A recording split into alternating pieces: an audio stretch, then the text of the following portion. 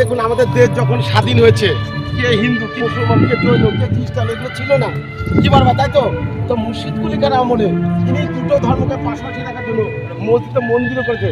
কোনো ঝুট ঝামেলা জানি নাও হয়, যার জন্য এটাকে ব্যারিকেডের বাইরে করে পাবলিকের সাথে কিন্তু কোনো সম্পর্ক নেই। আবার বলছি, এই মসজিদ কিন্তু নামাজ হয় না, যদি নামাজ হতে এক জুতো বই লোহা কিন্তু পরবর্তীকালে। তো বড় ভাই একটা কথা বলি, আজকে যদি এখানে নামাজ হতো এক, আপনি জুতো বই ঢুকতে পারবেন। দুই, মসজিদে মহিলারা এইভাবে প্রবেশ করতে পারে না, এটা এখন দেখার জায়গা। যার জন্য আমি আপনার এইভাবে জুতো করে ঢুকছি। আর মসজিদ হচ্ছে পবিত্র স্থান। সামনে হয় সামনে হয়।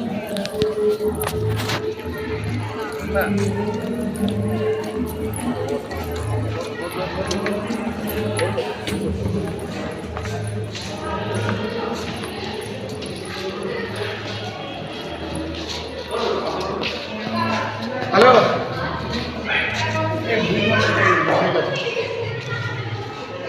আচ্ছা সামনে আসুন।